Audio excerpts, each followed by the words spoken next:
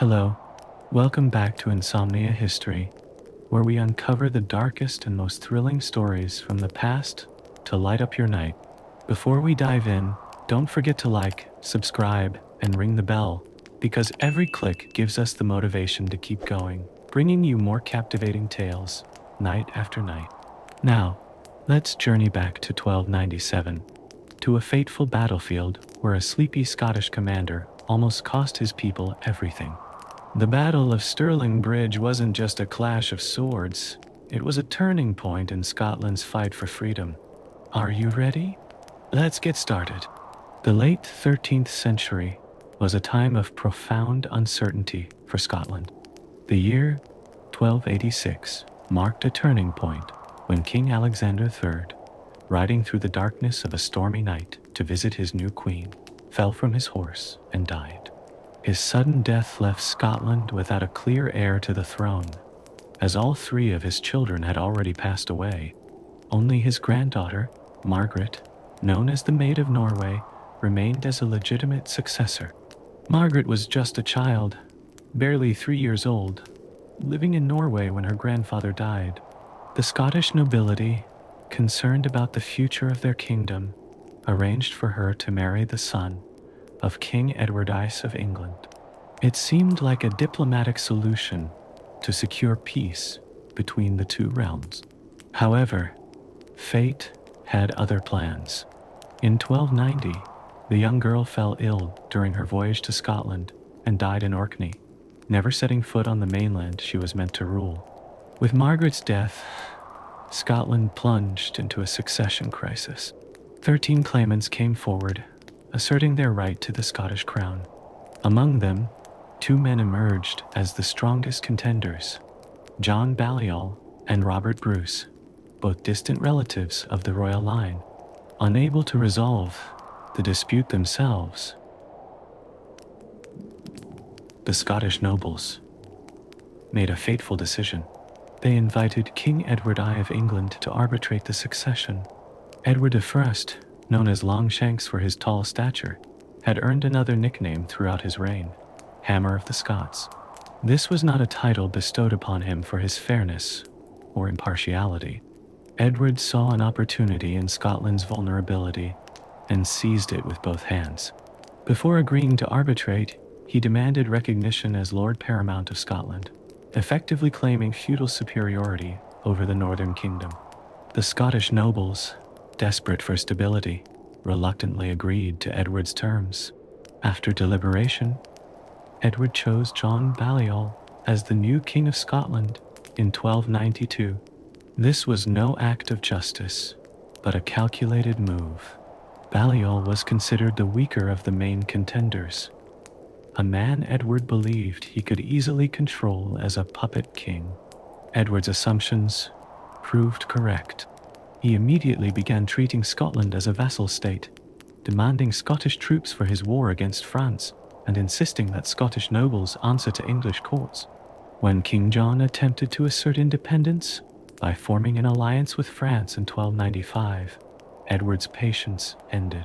In 1296, the English king marched north with a massive army, determined to bring Scotland to heel once and for all. The English invasion was swift and brutal. Berwick, a prosperous Scottish port town, was sacked with extraordinary cruelty. Thousands of civilians were massacred in what became known as the Rape of Berwick. Edward's forces then proceeded to defeat the Scottish army at the Battle of Dunbar in April 1296. King John Balliol surrendered shortly after and was publicly humiliated. In a ceremony designed to symbolize the stripping of his royal authority, Balliol had the royal insignia torn from his garments, earning him the derisive nickname Toom Tabard, or Empty Coat. Edward stopped at military conquest. He systematically dismantled Scottish independence, removing the stone of destiny on which Scottish kings had been crowned for centuries, to Westminster Abbey, confiscating Scottish records and installing English officials throughout the kingdom. He forced Scottish nobles to sign the Ragman Rolls, documents acknowledging his authority as ruler of Scotland. Edward believed he had successfully annexed Scotland to his domain, calling it simply Northern England. The subjugation of Scotland seemed complete, but beneath the surface, resentment simmered. Ordinary Scots suffered under English occupation, facing heavy taxation and the arrogance of English officials. Local gentry and lesser nobles who had lost lands and authority became particularly disaffected. The conditions were ripe for rebellion, needing only leaders to channel the growing discontent. Those leaders emerged in the spring of 1297.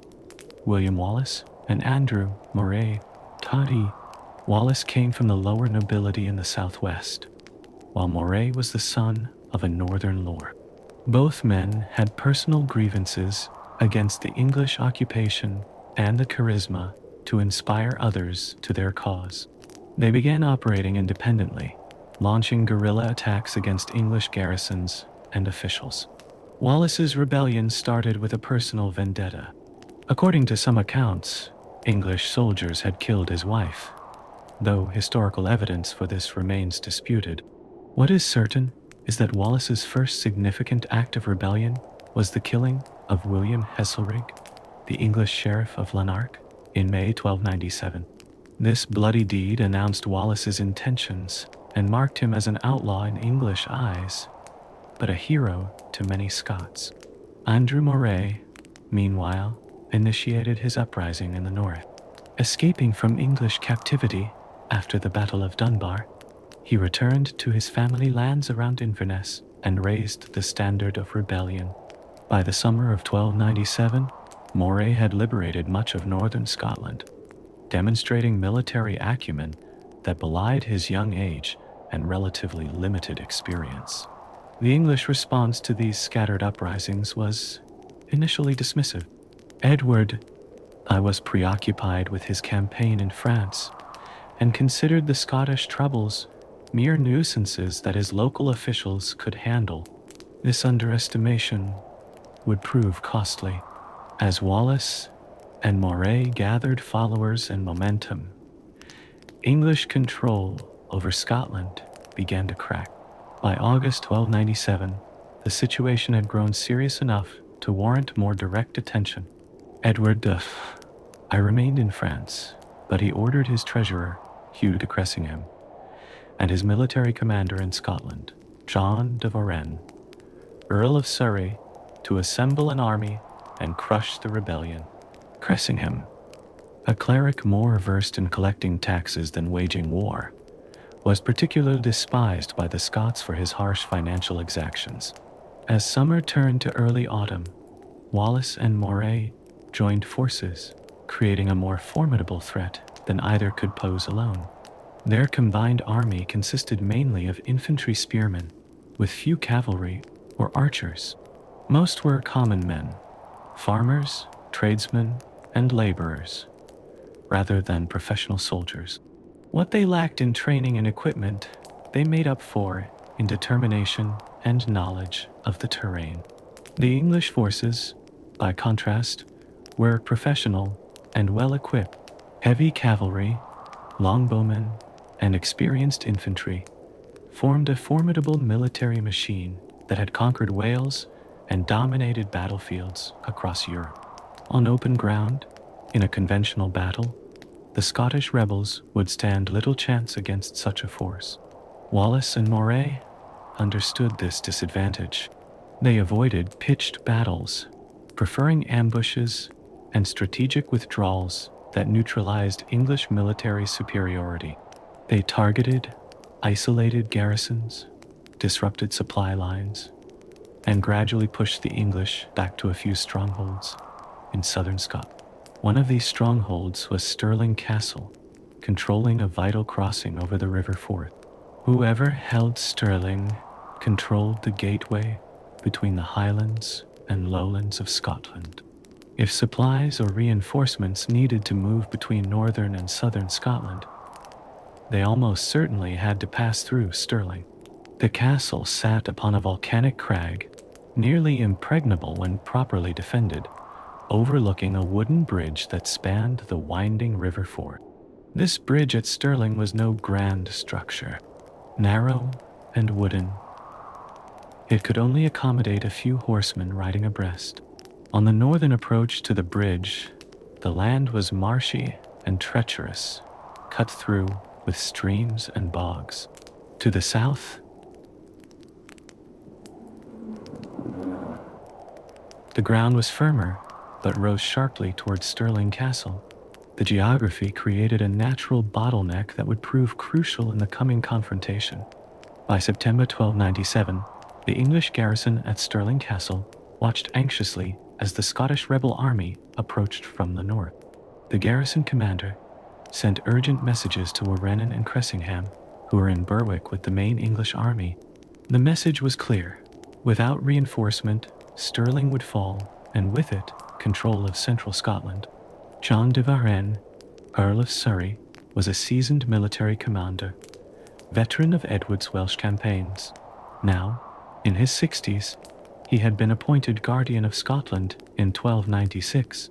Despite his experience, he viewed the Scottish rebellion with contempt, considering the rebels little more than disorganized rabble.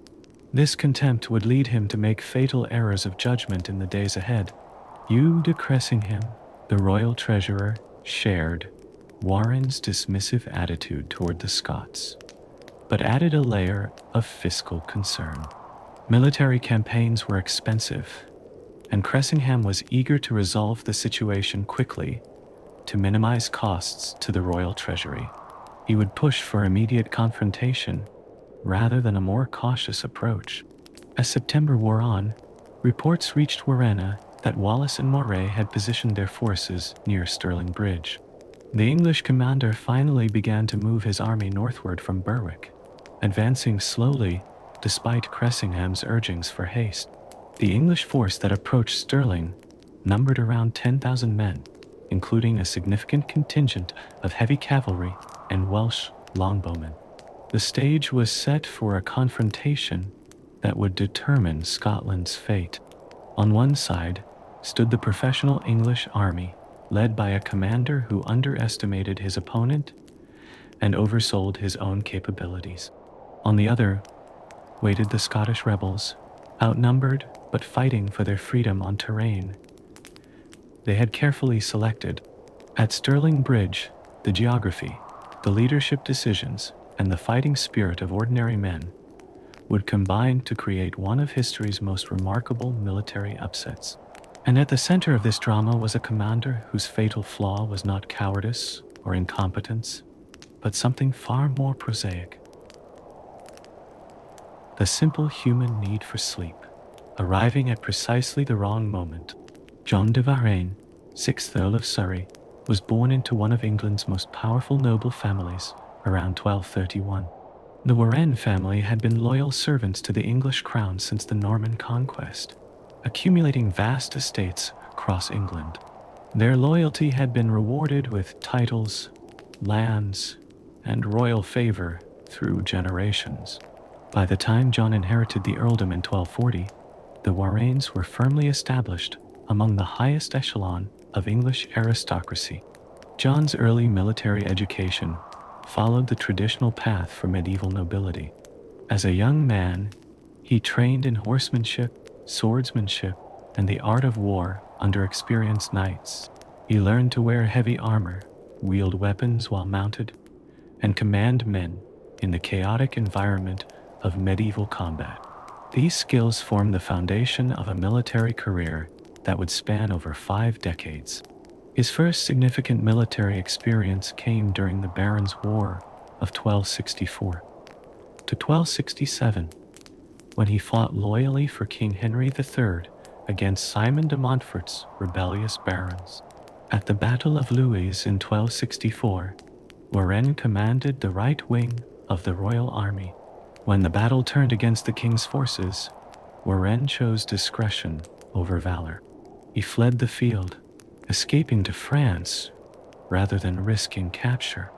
This early retreat would foreshadow later decisions in his career. Despite this setback, Warenne quickly rehabilitated his reputation. He returned to England after the royalist victory at Evesham in 1265, where Simon de Montfort was killed. King Henry III welcomed him back understanding the pragmatic necessity of maintaining alliances with powerful nobles. The young Edward, Henry's son and heir, took note of Warenne's fundamental loyalty, if not his battlefield steadfastness. When Edward of Fay ascended to the throne in 1272, he remembered those who had stood with his father. Warenne was rewarded with positions of trust and authority. The new king was a more formidable military leader than his father, earning the nickname Hammer of the Scots through his ruthless efficiency in warfare. Edward appreciated Warenne's administrative capabilities and political reliability, if not his martial prowess. By the 1290s, when the Scottish succession crisis emerged, Warenne was in his 60s, an advanced age for the medieval period. Most men of his generation had already died or retired from active military service. Yet Warenne maintained his position and influence at court, a testament to his political acumen and the king's continued favor. Age had brought him experience, but also a growing rigidity in his thinking and a tendency toward complacency. Edward I's Welsh campaigns in the 1270s and 1280s had demonstrated the king's military acumen and determination. Warenne participated in these campaigns, though not always in frontline command positions. He observed Edward's methodical approach to conquest, castle building, administrative reorganization, and the systematic suppression of resistance. These lessons would influence his approach to Scotland, though he would apply them imperfectly. When Edward appointed Warenne as Guardian of Scotland in 1296, it represented both a significant honor and a substantial burden. The position made him effectively the military governor of a conquered but restless country. At his age, such responsibility might have seemed daunting, but Warenne accepted it with the confidence of a man who had navigated court politics for decades. Perhaps too confidently, in retrospect. The relationship between Edward of Fay and Warenne was complex. Edward valued loyalty above most other qualities, and Warenne had demonstrated his allegiance consistently, if not always heroically. The king was known for his explosive temper and demanding nature, creating immense pressure on his subordinates to deliver results. Warenne, like many of Edward's commanders, lived in fear of disappointing his sovereign. Physical descriptions of Warenne from contemporary sources suggest a man who embodied his aristocratic status. Tall for the period and strongly built in his youth, by 1297, he had grown somewhat corpulent with age and the privileges of his station. His beard had long since turned gray, and he moved with the deliberate pace of an elder statesman rather than the quick reflexes of a field commander. His appearance commanded respect, even if his actual battlefield performance sometimes did not. Warenne's command style reflected his personality, methodical, traditional, and increasingly inflexible. He relied heavily on the established military doctrines of his era, particularly the supremacy of heavy cavalry on open battlefields. This conventional thinking served well in predictable circumstances, but became a liability when facing unconventional opponents like Wallace and Moray. Innovation was not Warenne's strong suit. As Guardian of Scotland, Warenne spent much of his time at Berwick, the administrative center of English rule in Scotland. He delegated day-to-day operations to subordinates, a reasonable practice for a man of his position, but one that distanced him from the growing discontent throughout the country. Reports of Scottish unrest reached him, filtered through layers of officials, often understating the severity of the situation to avoid bearing bad news. Warenne's health had begun to deteriorate by 1297. He suffered from what contemporary chronicles described as fluxes and pains of the joints, likely some combination of digestive ailments and arthritis, common to aging nobles of the period. These physical discomforts contributed to his increasing reliance on sleep and rest, a human weakness that would prove devastating at a crucial moment. Perhaps The most significant flaw in Warenne's character was his profound underestimation of his Scottish opponents.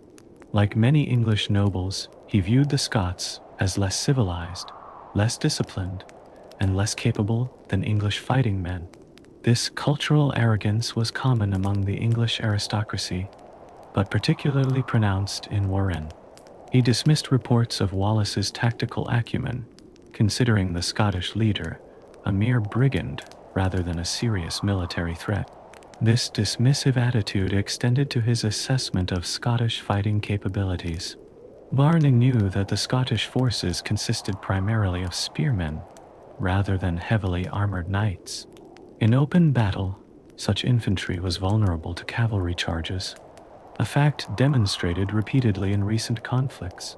What Warenne failed to appreciate was how terrain could neutralize this advantage, a blind spot that would prove fatal. In the summer of 1297, as Wallace and Moray's rebellion gained momentum, Edward was fighting in Flanders against the French. The king sent increasingly urgent messages to Warenne, demanding swift action against the Scottish rebels. These royal demands created immense pressure on the aging earl. Edward was not a forgiving master, and failure could mean disgrace, loss of position, or worse. Hugh de Cressingham, the royal treasurer in Scotland, added to this pressure. Rather than a soldier, Cressingham nevertheless felt qualified to offer military advice. He wrote to Edward complaining about Warenne's deliberate pace, suggesting that the Earl's caution was costing the crown money and allowing the rebellion to spread. These complaints further strained Warenne's relationship with the king. By September 1297, Warenne found himself in an unenviable position. The rebellion had grown beyond what local garrisons could handle, requiring a major military response. Edward expected quick results, but was too distant to provide direct support. Cressingham pushed for immediate action, regardless of preparations. And Warenne himself, feeling the weight of his years and ailments, struggled to summon the energy and clarity that decisive military leadership demanded. The English force that Warenne assembled at Berwick was impressive on paper. It included approximately 300 heavy cavalry, the armored knights who formed the elite striking force of medieval armies. Supporting them were several thousand infantry, including experienced English spearmen and Welsh archers whose longbows had proven devastating in previous campaigns. In theory, this force should have been more than sufficient to crush the Scottish rebellion. Despite these advantages, problems plagued Warenne's army. Many of the best English soldiers were with Edward in Flanders, leaving Warenne with second-tier troops. Morale was mixed, with some units eager for battle and plunder, while others resented service in the rough Scottish countryside. Supply lines stretched thin, and the autumn weather threatened to turn roads to mud, complicating movement and logistics. Warenne's command structure reflected medieval practices, rather than a coherent chain of command. Knights led contingents raised from their own lands, bringing personal loyalties and rivalries into the army's organization. Warenne struggled to impose unified discipline on these disparate elements. His orders often reached units filtered through intermediate commanders, creating delays and confusion that would prove costly during the coming battle. As the English army marched northward from Berwick toward Stirling in early September, Warenne rode in relative comfort, surrounded by his personal guard and household knights. He traveled at a deliberate pace, stopping frequently to rest and consult with subordinates. This measured approach reflected both his physical limitations and his confidence that the rebellion could be handled without undue haste. The Scots, he believed, would either disperse before his superior force or blunder into a conventional battle they couldn't win. Scouts brought reports of Scottish forces gathering near Stirling, but Warenne dismissed concerns about their positioning. His military experience told him that the rebels could not stand against a proper English army in open combat. What his experience failed to tell him was that Wallace and Moray had no intention of fighting on his terms. They had studied the terrain around Stirling Bridge and recognized its potential to neutralize English advantages. On September 10th, 1297, Warren's army reached the southern bank of the River Forth, within sight of Stirling Castle and the narrow bridge that would become the focal point of the coming battle. The Earl established his headquarters in the relative comfort of Stirling Castle, separated from the bulk of his troops, who camped on the south side of the river. This physical distance from his men reflected a psychological distance that had grown throughout his command in Scotland. That evening, local Scottish nobles who remained loyal to the English crown approached Warren with warnings. They knew the terrain and recognized the danger of crossing the narrow bridge with the Scottish army positioned on the north bank. These warnings aligned with the assessments of James Stewart and Malcolm of Lennox, Scottish magnates who had accompanied Warren's force but counseled caution. Their advice was clear. The narrow bridge presented an unacceptable risk. Warren listened to these concerns with growing irritation. He had not marched his army all this way to be stalled by what he perceived as excessive caution. The Scottish rebels were undisciplined rabble in his estimation, not worthy of such strategic consideration. Moreover, delay would only give them time to gather more supporters or escape. Dismissing the warnings, he ordered preparations for crossing the bridge the following morning. That night, as his army prepared for battle, Warren retired early to his quarters in Stirling Castle. The day's march and deliberations had tired him, aggravating his chronic ailments. He needed rest to be fresh for the coming confrontation. This decision, entirely human and understandable for a man of his age and condition, would prove to be one of the most consequential choices of his military career. While Warren slept in relative comfort, Wallace and Moray finalized their battle plans on the northern side of the river. They had positioned their forces carefully, hidden from direct observation, but ready to strike once enough English troops had crossed the bottleneck of the bridge. Unlike Warren, they spent the night among their men, boosting morale and ensuring every fighter understood the plan for the morning. Contrast between the two commanders could not have been starker. Warren, the aging aristocrat, distant from his troops and dismissive of his opponents, rested in confidence of victory. Wallace and Moray, younger and hungrier, remained vigilant and engaged, acutely aware of both the opportunity and danger the coming day presented.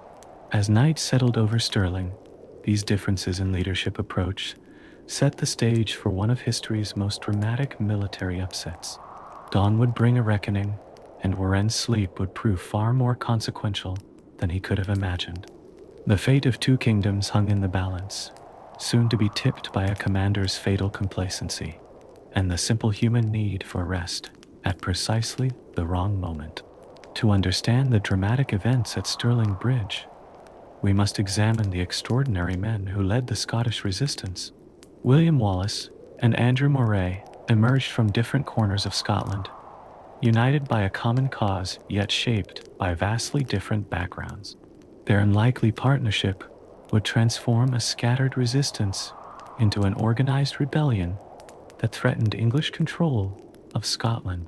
William Wallace was born around 1270 to a minor noble family in Elderslie, Renfrewshire, in the southwest of Scotland. His father, Alan Wallace, was a small landowner and knight, placing the family within the lower ranks of Scottish nobility. This modest background meant Wallace received some education and military training, but lacked the extensive resources and connections of the great lords. He grew into a man of imposing physical presence, standing well over 6 feet tall, according to contemporary accounts, uncommonly tall for the medieval period. Little is documented about Wallace's early life, creating a gap that legends and folklore eagerly fill. What seems certain is that he developed a deep resentment of English authority from an early age. Some accounts suggest he was tutored by his uncle, a priest who instilled in him both literacy and a sense of Scottish identity separate from English domination. Unlike many Scottish nobles who had been educated in England or had English connections, Wallace's worldview was firmly rooted in Scottish soil. The personal catalyst for Wallace's rebellion remains debated by historians.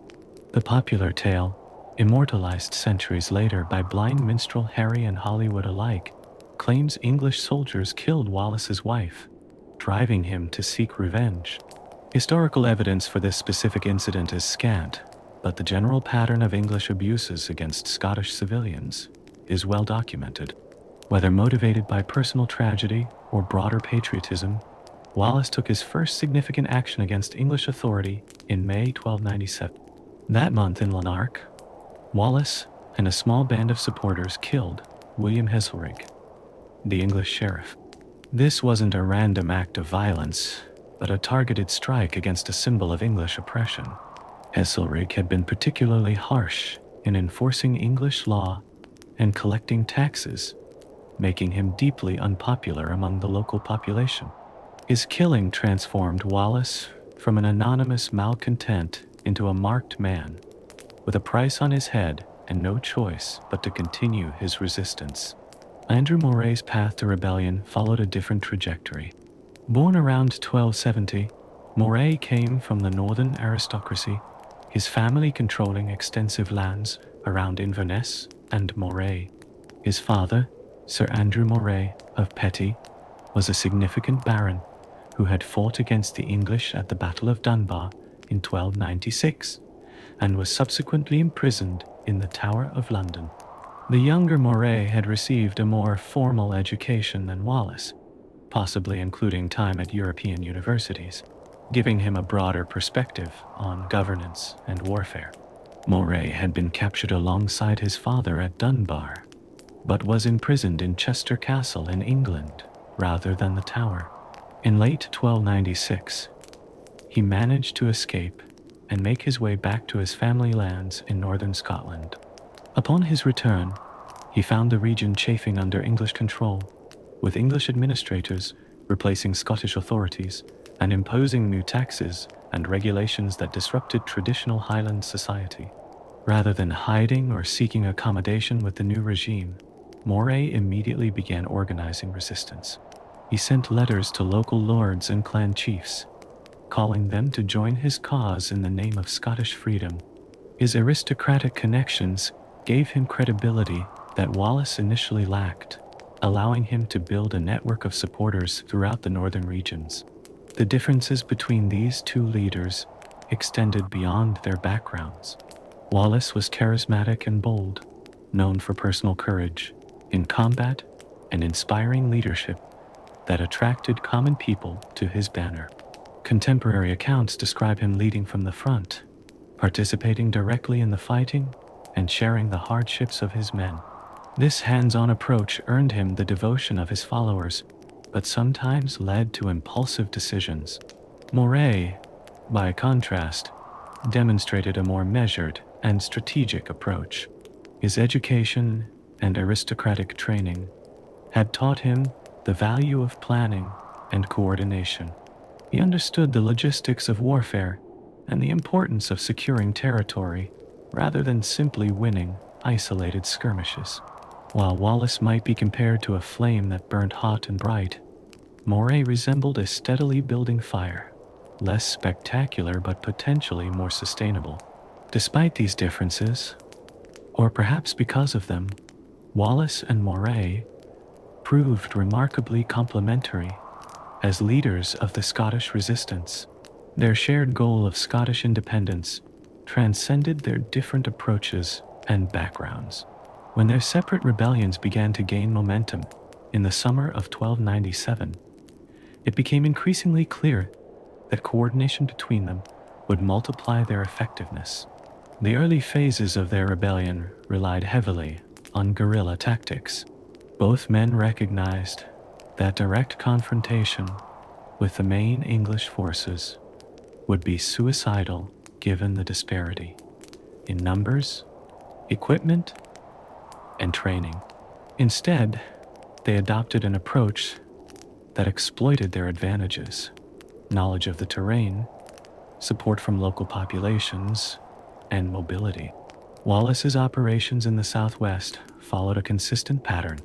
His forces would emerge suddenly from forests or hills to attack isolated English garrisons, tax collectors, or supply convoys.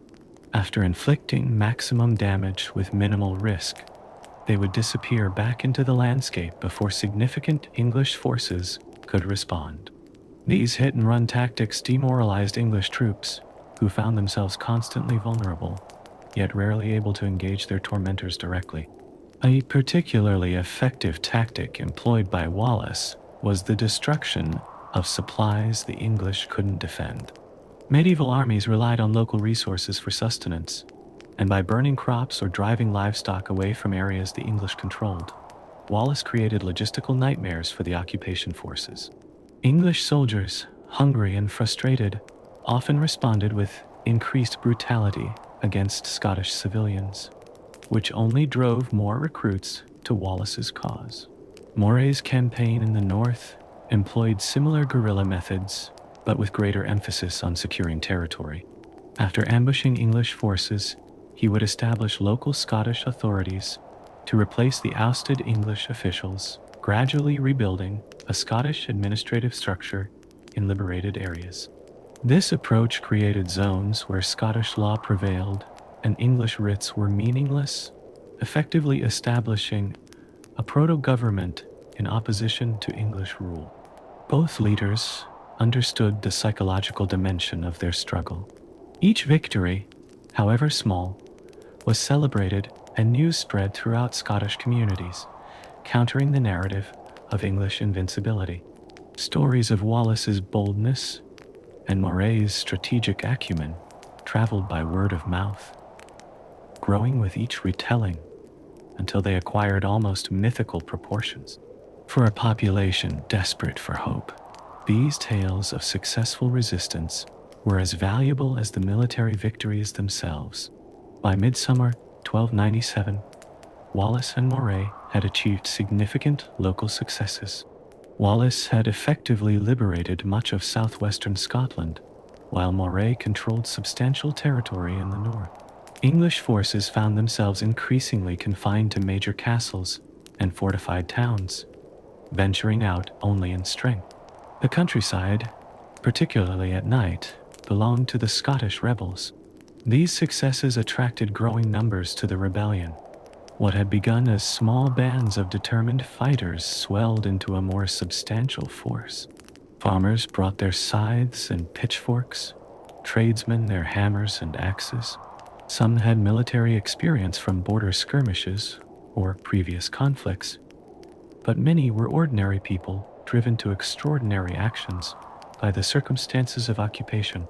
Wallace and Moray worked to transform this diverse collection of individuals into a cohesive fighting force. The weapons and equipment of this nascent Scottish army reflected their irregular origins. Few possessed the expensive armor or trained war horses of professional soldiers. Instead, they relied on weapons adapted from daily life or handed down through generations. The primary weapon became the spear, relatively simple to manufacture and effective when used in formation. These weren't the shorter spears of hunting, but long pikes that could keep mounted knights at bay if properly employed. Training focused on basic formation discipline rather than individual combat skills. Wallace and Moray understood that their fighters couldn't match English knights in single combat, but organized into tight formations, presenting a hedge of spear points. They might withstand cavalry charges. The Schiltron formation, a tight circle or square of spearmen presenting weapons outward, became the foundation of their tactical approach, adapted from similar formations used by other infantry-focused armies throughout Europe. As their forces grew and achieved local successes, Wallace and Moray began to contemplate more ambitious operations. Isolated raids and ambushes had proven effective, but wouldn't ultimately drive the English from Scotland. For that, they would need to defeat significant English forces in the field and capture strategic strongpoints that controlled movement through the Scottish landscape. Stirling Castle presented both an opportunity and a challenge. Controlling the primary crossing between northern and southern Scotland, it was a linchpin of English control. Capturing it would effectively split the English occupation forces and restore Scottish control over vital internal lines of communication. However, the castle itself was formidable, designed to withstand prolonged siege and staffed by a professional garrison. The bridge at Stirling offered a potential solution to this dilemma. Rather than attacking the castle directly, Wallace and Moray recognized that they could target English forces attempting to cross the narrow bridge. If they could defeat a major English field army there, the castle's garrison might be forced to surrender or withdraw without a direct assault on its walls.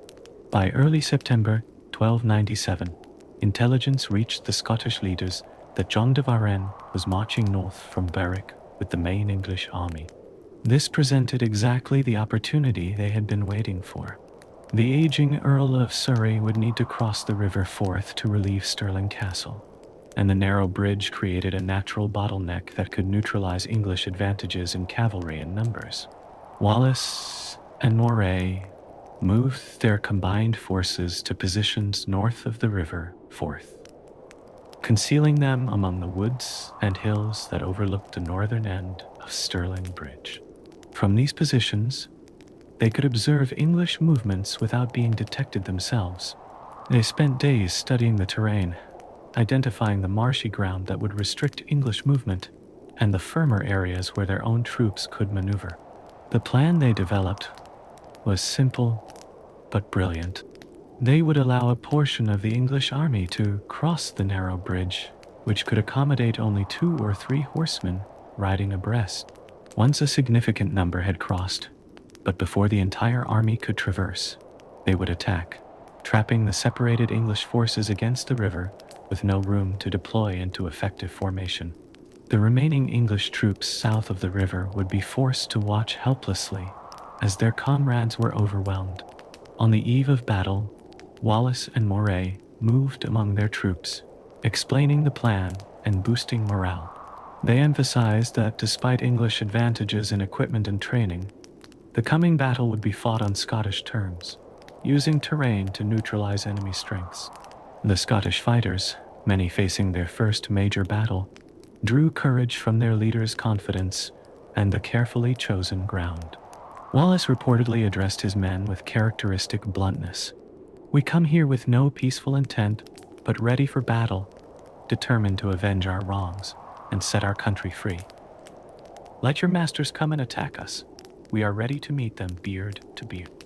These words, whether actually spoken or embellished by later chroniclers, captured the spirit of defiance that animated the Scottish resistance.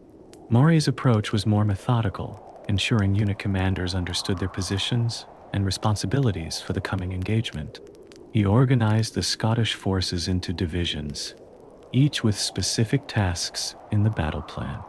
Some would make the initial assault on English troops crossing the bridge, while others would prevent any retreat back across the river. Reserve forces would exploit success or shore up any weaknesses that developed during the fighting. As night fell on September 10, 1297, the Scottish forces made final preparations. Weapons were checked, positions verified, and contingency plans established. Unlike Warenne, who retired to the comfort of Stirling Castle, Wallace and Moray remained with their troops, sharing their discomfort and visibly participating in the dangers they asked others to face. The contrast between the leadership styles could not have been more striking. While the English commander slept in his comfortable quarters, distanced physically and psychologically from his army, the Scottish leaders maintained vigilant presence among their men. This difference would prove crucial when dawn broke and the battle began, as one side was alert and prepared, while the other struggled with delays and confusion that stemmed directly from their commander's absence. As the Scottish fighters tried to rest on the hard ground, many surely contemplated the enormity of what awaited them. They faced one of Europe's most professional armies, led by an experienced commander with superior equipment and training. Yet, they also knew they had advantages of position, motivation, and leadership. In the darkness before dawn, Wallace and Moray had transformed a rebellion into an army, poised to strike a blow that would reverberate through history. The landscape surrounding Stirling in 1297 presented a natural theater for the coming confrontation, its features seemingly designed by nature to influence military decisions. The River Forth dominated this landscape, snaking through the terrain in broad curves that divided the Scottish countryside. Not a straight boundary, but a winding obstacle, the river created a natural defensive line that separated the highlands to the north from the lowlands to the south. Any significant movement of troops between these regions required crossing the Forth, making control of its crossing points strategically crucial. At Stirling, the river narrowed slightly, but remained a formidable barrier. Its waters ran deep and cold, with currents strong enough to challenge even experienced swimmers. The riverbanks consisted largely of soft, marshy ground that could quickly turn treacherous under the weight of armored men and horses. This boggy terrain extended particularly on the northern approach to the bridge, creating a natural quagmire that would restrict movement and formation. The wooden bridge at Stirling stood as the only reliable crossing point for miles in either direction. Constructed of timber and supported by stone pillars, it spanned approximately 180 feet across the river. Despite its strategic importance, the bridge was remarkably narrow by modern standards, allowing only 2 to 3 horsemen to ride abreast. This constriction created an obvious bottleneck, where any large force would be vulnerable during crossing, strung out in a thin line and unable to maintain formation. The southern end of the bridge connected to relatively firm ground that rose gradually towards Stirling Castle, perched on its rocky crag. This slight elevation provided a good vantage point for observing the bridge and the northern bank beyond. The English, positioned on this southern bank, could see the bridge clearly, but not what lay beyond it, due to the rising ground and scattered woodlands on the northern side. The northern approach presented a stark contrast to the southern. After crossing the bridge, troops would find themselves on a small area of firm ground that quickly gave way to marshy terrain, crisscrossed with small streams and bogs. This limited space would force them to remain in a compressed formation, unable to spread out into proper battle lines. Beyond this restricted area rose wooded hills that concealed much of the landscape from observers on the southern bank. These geographical features created a natural trap. Any force crossing from south to north would be channeled through the narrow bridge, emerge onto a confined space of solid ground, and then face the challenge of marshy terrain that restricted movement. All the while, the wooded hills provided perfect concealment for defenders waiting to strike. It was terrain that heavily favored a defending force, particularly one familiar with the local landscape. Stirling Castle itself stood as a silent witness to the unfolding drama. Perched atop Castle Hill, an ancient volcanic crag, it commanded views for miles in all directions. The castle's stone walls and towers provided formidable defenses, making direct assault nearly impossible with medieval technology. A small English garrison held the castle, watching nervously as Scottish forces gathered on the northern bank of the Forth. The strategic importance of Stirling transcended the immediate tactical situation. Whoever controlled Stirling effectively controlled movement between northern and southern Scotland. For the English, maintaining this position was essential to their governance of the conquered kingdom. For the Scots, capturing it would sever English lines of communication and effectively liberate the north from southern control. Both sides recognized this significance, though they approached it with vastly different levels of caution. On September 10, 1297, As Warenne's army approached from the south, the final pieces moved into position for the coming confrontation. The English force made camp on the southern bank of the river, within sight of Stirling Castle, but separated from it by some distance. Smoke from hundreds of campfires rose into the evening sky as English soldiers prepared meals and tended to equipment. Knights cared for their valuable war horses, archers checked bowstrings, and infantry sharpened spears and swords. The English camp displayed the organization typical of professional medieval armies. Distinct areas were allocated for different units, with knights and higher-ranking soldiers enjoying better positions farther from the noise and smells of the main encampment. Supply wagons formed rough circles, creating defensive positions that could be quickly manned if necessary. Sentries patrolled the perimeter, though with minimal vigilance. Few expected Scottish forces to attack such a large army directly. Warenne himself did not stay in the main camp. After surveying the terrain and consulting briefly with his captains, he retired to Stirling Castle for the night. This decision reflected both his status and age. Why sleep on the hard ground when comfortable quarters were available? It also, however, separated him from the bulk of his forces at a critical juncture, creating a gap in command that would prove costly. Within the English camp, confidence bordered on arrogance. Veterans of Edward's Welsh campaigns and continental wars saw little threat in the Scottish rebels. They had faced disciplined French knights and Welsh archers. How could untrained Scottish peasants with spears present a serious challenge? This dismissive attitude permeated discussions around campfires as soldiers boasted of how quickly they would dispatch the rebels the following day. Hugh de Cressingham, the royal treasurer, moved among the higher-ranking commanders, emphasizing the need for swift action. A corpulent man with little military experience, Cressingham nonetheless wielded significant influence due to his royal appointment. His primary concern remained financial. Every day the army remained in the field drained the royal treasury. He advocated for immediate crossing of the bridge at first light, dismissing concerns about the narrow passage as unnecessary caution. Not all English commanders shared this overconfidence. Several knights with experience in Scottish campaigns expressed reservations about the terrain beyond the bridge.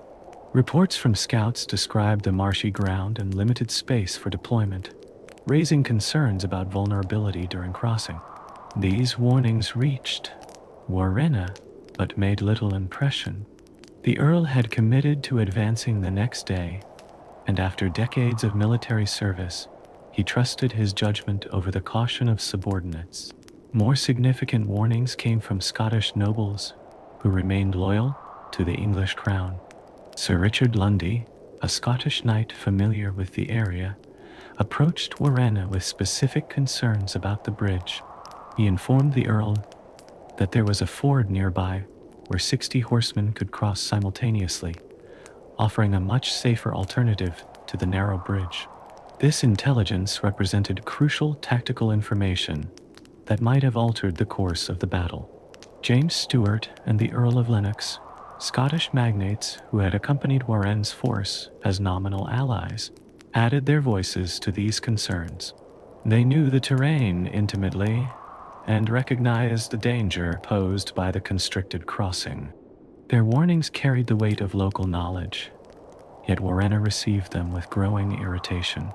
To him, these cautions seemed like excess timidity, or worse, potential disloyalty.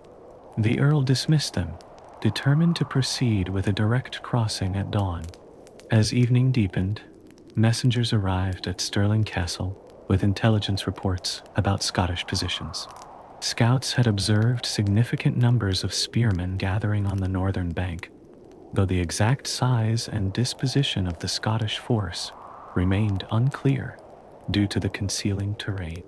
The reports confirmed that Wallace and Moray were present, suggesting this would be a major confrontation rather than a minor skirmish. Warenne received these reports with moderate concern, but not enough to alter his plans. He issued orders for the army to prepare for crossing at dawn, with heavy cavalry to lead the advance across the bridge. After discussing these arrangements with his immediate commanders, the aging Earl retired early. The day's ride had aggravated his chronic ailments, and he needed rest before the anticipated battle. This decision to prioritize personal comfort over continued vigilance would prove catastrophic. Across the river, the Scottish encampment presented a stark contrast to the English. Lacking the extensive equipment and supplies of a royal army, the Scottish forces made do with minimal comforts. Many soldiers had only cloaks for protection against the September chill, with cooking fires kept small and shielded to avoid revealing their positions. The atmosphere was tense, but determined, with men checking their weapons repeatedly and speaking in hushed tones about the coming day. Wallace and Moray used the evening hours to finalize their battle plan. They had positioned their forces carefully, concealed among the woods and rolling terrain of the northern bank. The main body of Scottish spearmen remained hidden from English observation, ready to move quickly once the trap was sprung. Smaller units were assigned specific tasks. Some would attack the English vanguard after it crossed. Others would move to cut off retreat back across the bridge, and reserves would exploit any advantages that developed. Unlike Warren, the Scottish leaders remained fully engaged with preparations throughout the night. They moved among their troops, explaining the plan in simple terms and boosting morale with their presence. Every fighter understood his role in the coming battle: hold formation, maintain discipline, and strike decisively when the signal came. The Scottish forces lacked the formal training of their opponents, but compensated with intimate knowledge of the terrain and clarity of purpose.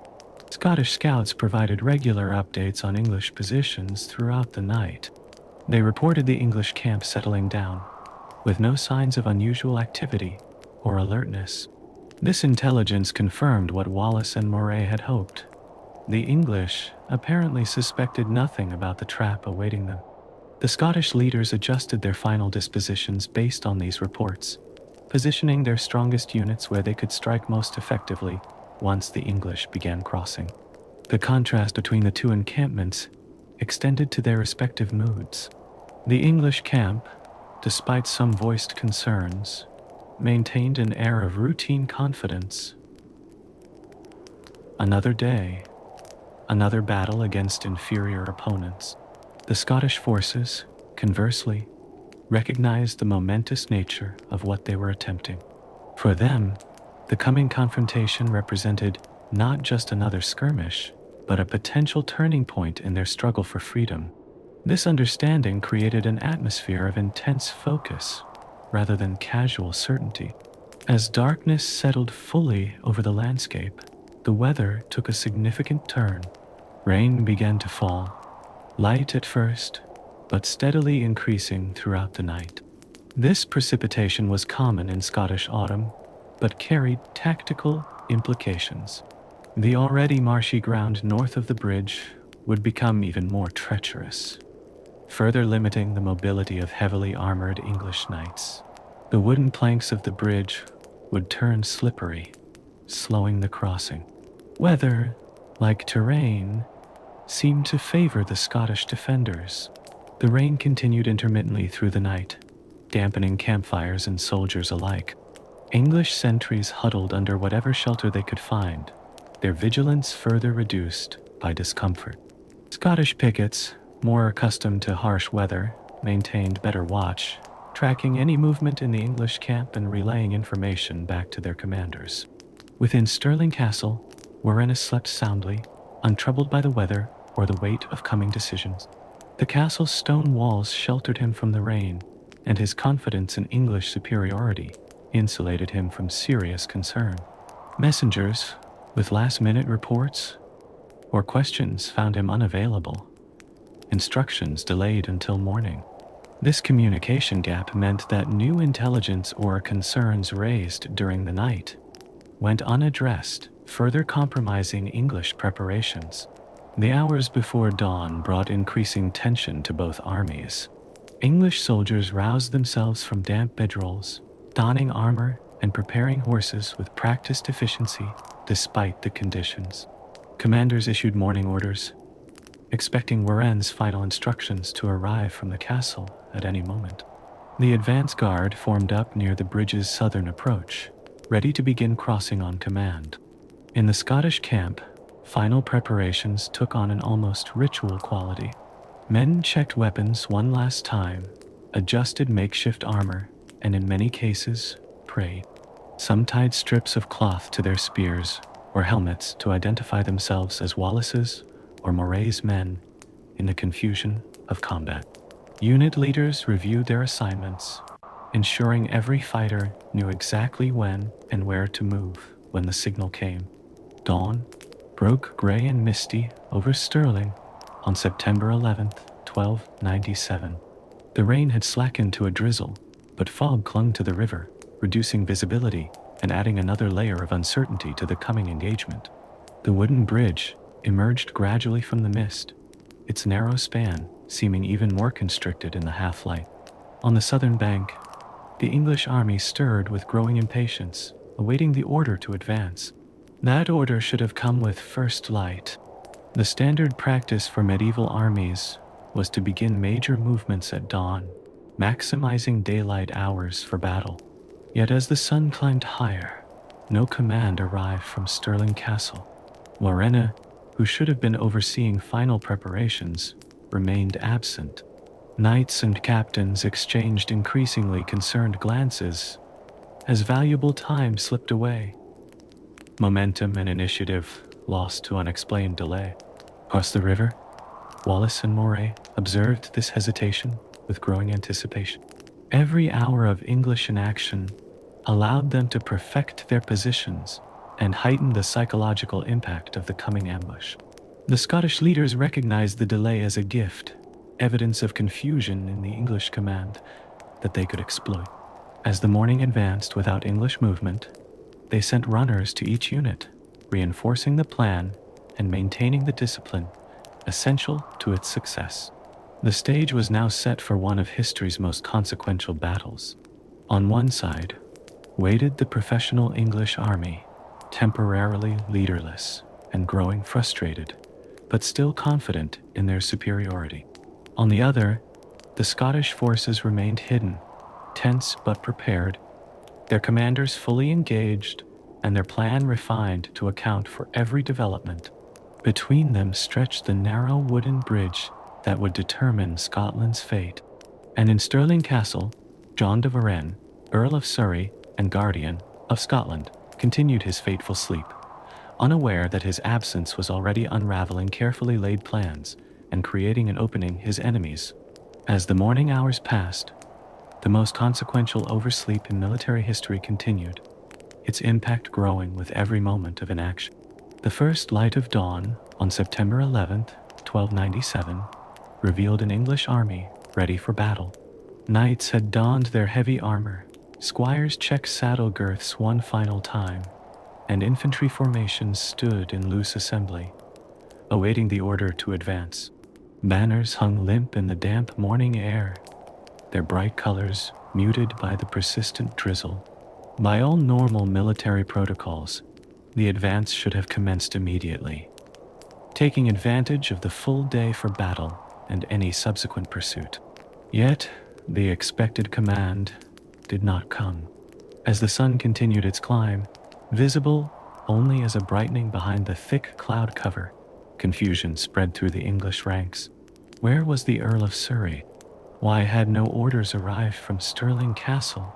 The delay made no tactical sense. The bridge lay open before them, the Scottish rebels apparently waiting on the far bank.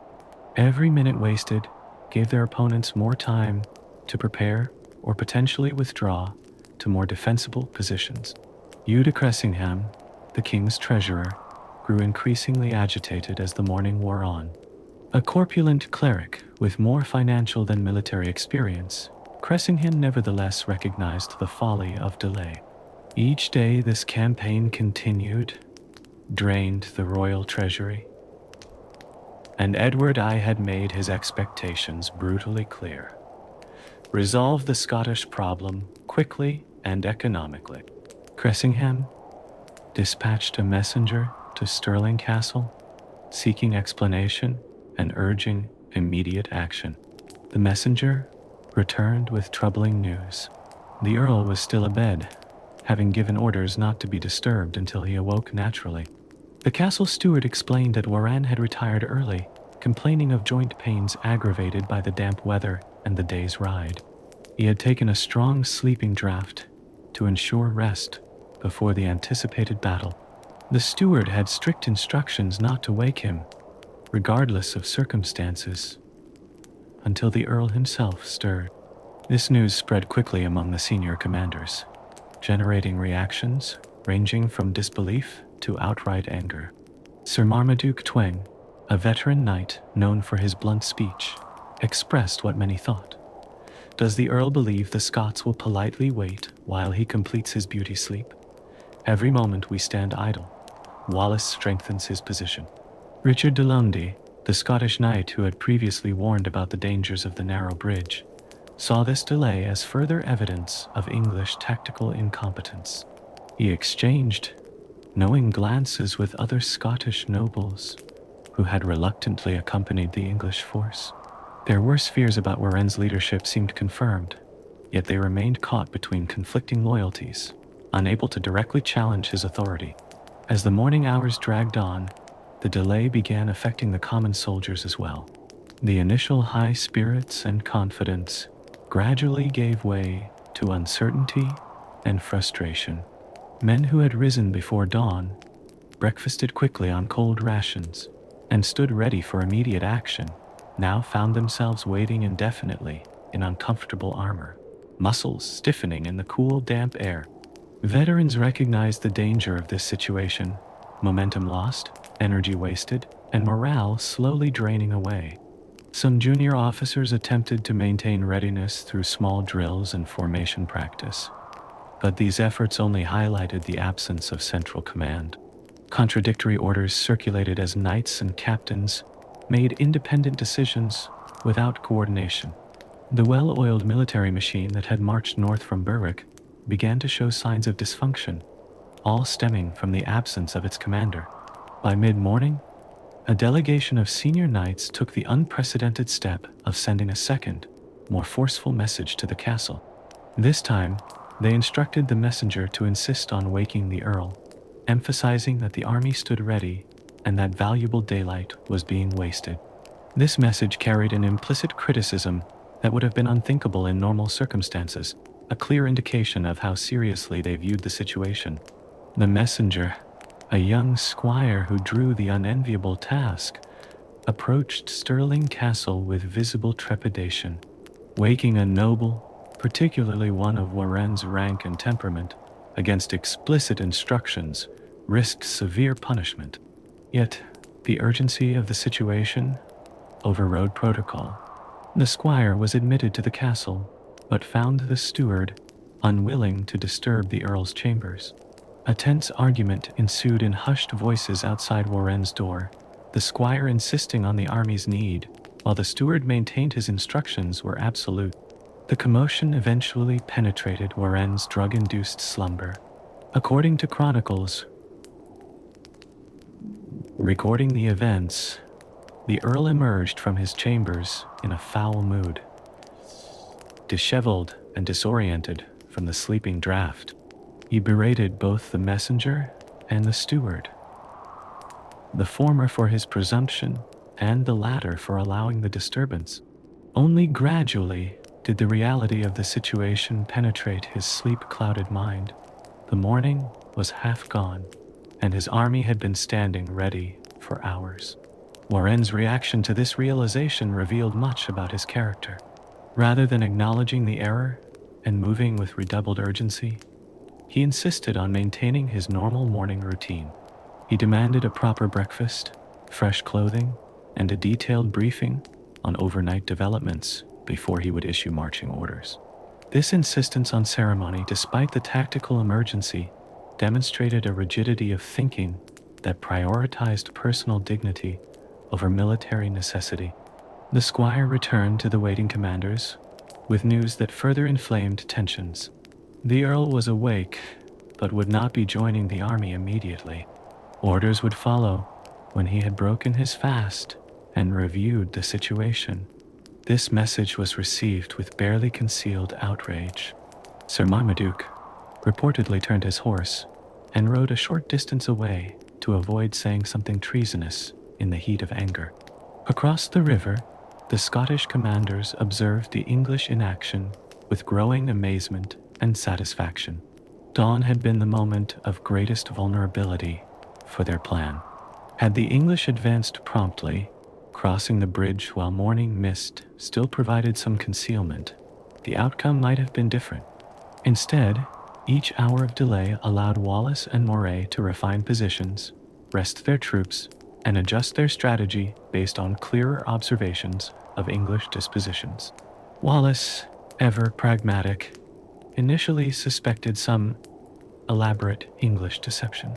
Perhaps they had discovered the Scottish ambush and were planning an alternative crossing elsewhere. He dispatched scouts up and down the river to check for signs of English movement at potential fording points. When these scouts reported no activity, the truth became clear. The English delay stemmed from confusion or indecision, not strategic calculation. Moray used the unexpected gift of time to make subtle improvements to the Scottish positions. Spearmen were shifted to better utilize patches of firm ground amid the marshes. Reserve units received more detailed instructions about when and where to commit to the battle. Escape routes were identified should the engagement turn against them. These refinements transformed a good plan into an exceptional one, all courtesy of Warren's absence. The Scottish leaders also recognized the psychological advantage developing from the delay. Their fighters, initially tense with pre-battle nerves, gradually relaxed as they observed English disarray. The enemy no longer seemed an invincible, disciplined force, but rather a confused mass waiting without purpose. Wallace moved among his men, quietly pointing out the English disorganization and reinforcing confidence in their own preparations. "See how they stand idle while the day passes," he reportedly told his captains. "They have numbers and armor, but we have purpose and position. Their commander sleeps while we prepare. God himself shows which side he favors this day." By late morning, English frustration reached a breaking point. Several unit commanders began preparing their troops to advance without explicit orders from Warren. This dangerously fragmented initiative threatened to send portions of the army across the bridge piecemeal, potentially worsening an already compromised situation. Only the intervention of more experienced knights prevented this dissolution of command structure, though their authority grew increasingly tenuous as the delay continued. Finally, near midday, Warren emerged from Stirling Castle. Accounts describe him riding slowly down to the main army, seemingly oblivious to the consternation his absence had caused. Dressed in full ceremonial armor rather than practical battle gear, he projected an image of lordly confidence entirely at odds with the tactical reality he had created. The Earl's physical appearance betrayed his age and health, slightly stooped on his mount, face flushed from exertion despite the short ride, movements stiff from chronic ailments. The reception he received differed markedly from the deference normally accorded to a commander of his rank. Knights and captains gathered around him with barely concealed impatience, interrupting each other to report conditions and seek immediate orders. The normal military hierarchy had been strained by the morning's events, with subordinates now acting more as agitated advisors than deferential executors of command. Varena responded to this unusual behavior with irritation rather than recognition of its cause. He chastised several knights for their tone, reminding them sharply of his authority as the king's appointed guardian. This assertion of rank over reason further damaged his standing with the commanders, though none dared openly challenge him. Instead, they pressed for immediate action, emphasizing the hours already lost and the diminishing daylight available for battle. Hugh de Cressingham proved particularly insistent, leveraging his position as royal treasurer to remind Warren of the king's expectations. "My lord," he argued. Every hour of delay costs the king's treasury dearly. We have the strength to crush these rebels quickly if we advance now. Further hesitation serves no purpose save to embolden them and disappoint our sovereign. These urgings, particularly from a cleric with limited military experience, grated on Warenne's pride. However, even he could not deny the obvious need for action. With visible reluctance, he issued orders for the advance to begin, though his instructions lacked the clarity and purpose that might have partially recovered the situation. Rather than a comprehensive battle plan addressing the challenges of the narrow crossing, Warenne simply directed the vanguard to cross the bridge and engage any Scottish forces they encountered. This vague command structure virtually guaranteed confusion once the crossing began. Unit commanders received minimal guidance about formation, sequence, or objectives beyond the bridge. The careful coordination, essential for the army to deploy effectively after crossing, was entirely absent. Warenne's oversleep had cost not just time, but the opportunity for thoughtful tactical planning, leaving his force to advance with mechanical obedience rather than strategic purpose. The order to advance, when it finally came, moved through the English ranks with almost palpable relief. Soldiers who had been standing in formation for hours straightened weary backs and readied weapons. The frustration of delay gave way to the focused anticipation of imminent battle. At least now they would fight rather than wait, though the energy and optimism of early morning had been significantly depleted. As the vanguard began its approach to the bridge, Warenne established his command position on a small rise overlooking the crossing, but at a comfortable distance from potential danger. From this location, he could observe the advance without participating directly in its hazards. This physical separation from the fighting force, while common for commanders of his era and rank, reinforced the psychological distance that had characterized his leadership throughout the campaign. The first units to approach the bridge were heavy cavalry, knights in full armor mounted on powerful war horses. This conventional choice reflected Warenne's traditional military thinking. Cavalry typically led medieval attacks, using their momentum and shock value to break enemy formations. In most circumstances, this approach had merit. At Stirling Bridge, with its narrow crossing and restricted deployment area beyond, it revealed a fatal misunderstanding of the tactical situation. Even as the advance began, evidence of Warenne's compromised judgment continued to emerge. Reports from scouts about Scottish positions beyond the bridge received cursory attention. Warnings about the marshy terrain and limited maneuvering space were acknowledged but not integrated into tactical planning. Having finally roused himself to action, Warenne seemed determined to proceed with minimal further consideration, as though making up for lost time through haste rather than careful execution. Across the river, Wallace and Moray observed the belated English advance with keen attention. The long delay had given them every possible advantage: rested troops, perfected positions, and intimate familiarity with the ground where the fighting would occur. They issued final instructions to unit commanders: hold positions until sufficient English forces had crossed, then attack simultaneously from multiple directions, trapping the English vanguard against the river with no room to maneuver or retreat. The Scottish commanders had positioned themselves where they could observe the bridge, while remaining close enough to fighting positions to adjust their forces as needed. Unlike Warenne, they intended to participate directly in the coming battle, leading from the front rather than a distant vantage point. This difference in leadership approach reflected not just personal courage, but a practical necessity. Their less disciplined forces required visible leadership to maintain cohesion in the chaos of combat. As the first English knights clattered onto the wooden planks of Stirling Bridge, the consequences of Warenne's morning oversight began their inexorable unfolding. His decision to continue sleeping while his army waited had squandered time, energy, and morale. The rushed, inadequate planning that followed his belated appearance compromised an already challenging operation, and the Scottish leaders, gifted with precious hours to perfect their ambush, stood ready to exploit every weakness his negligence had created. The trap was set, baited by overconfidence and a commander's fatal complacency.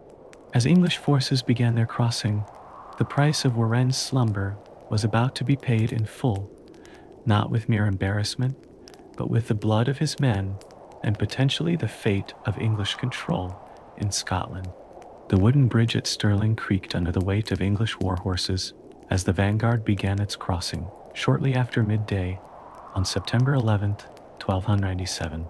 The structure, never designed for the passage of a full army, protested with each additional knight who ventured onto its narrow span.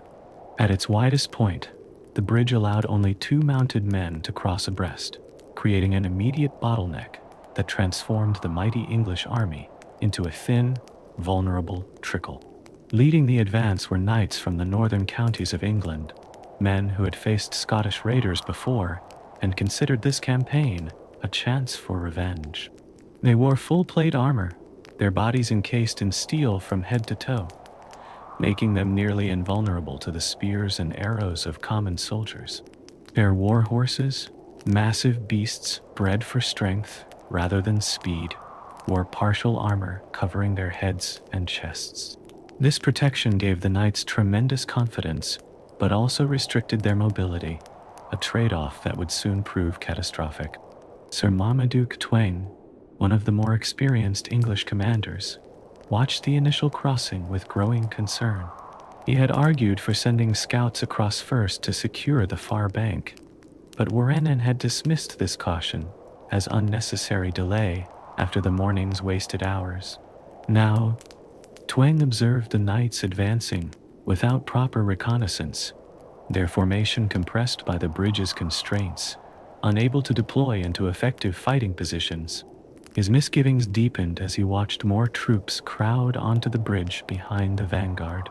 Hugh de Cressingham rode among the first contingent, eager to demonstrate his martial valor despite his clerical background.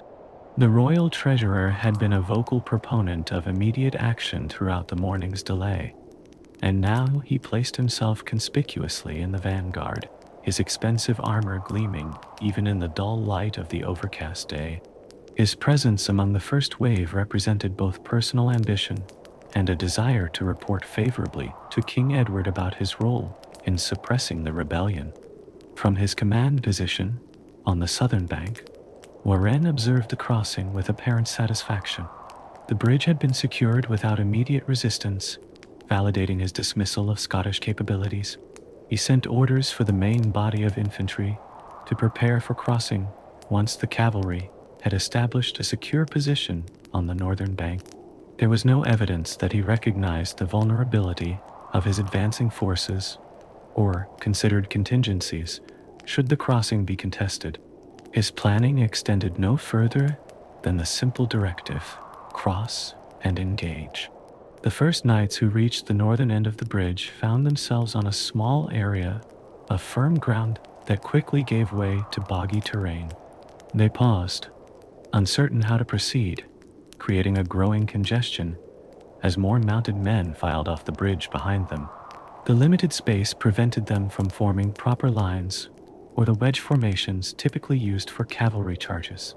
Instead, they bunched together in a disordered mass, their advantage of mobility almost entirely neutralized. Behind the heavy cavalry came English men-at-arms, professional soldiers in lighter armor, carrying swords, spears, and shields. They, too, found themselves compressed into the confined space beyond the bridge, unable to take up proper fighting positions. As more troops crossed, the situation deteriorated further. Men stood shoulder to shoulder, barely able to raise their weapons effectively, let alone maneuver. Commanders shouted contradictory orders that were lost in the growing noise and confusion. Across the field, hidden in the woods and folds of terrain, Wallace and Moray watched the English crossing with disciplined patience. Their plan required allowing a significant portion of the English force to cross before springing their trap, ensuring that enough enemy troops were vulnerable while still few enough to defeat. The moment of attack would require precise judgment too early, and they would face only a small force that could retreat easily. Too late, and too many English would cross, overwhelming Scottish numbers. Moray, positioned with the northern contingent of Scottish spearmen, raised his hand as the signal to prepare. His forces tensed, but remained hidden, spears lowered to avoid catching the light. Wallace, commanding the larger southern contingent, sent silent acknowledgement. The trap was about to close. On the small rise where they had stationed their lookouts, a single flag was raised, the signal that approximately a third of the English army had now crossed the bridge. "Now," Wallace ordered, his voice carrying just far enough for his immediate captains to hear. The command passed quickly through the Scottish ranks in hushed repetition. Spearmen who had been kneeling in concealment rose to their feet. Formations tightened as men moved shoulder to shoulder, creating the bristling hedgehog formations, known as schiltrons, that were the foundation of their tactical approach. The first indication the English had of impending attack came when Scottish spearmen emerged from the woods to the northwest of their position. These were Moray's men, advancing in tight formation, their long spears leveled toward the compressed mass of English knights. Almost simultaneously, Wallace's larger force appeared from the northeast, moving to cut off any retreat toward the bridge. The trap closed with a precision that belied the Scottish forces' irregular nature. The English knights, finally recognizing the danger, attempted to organize a charge against Moray's approaching formation.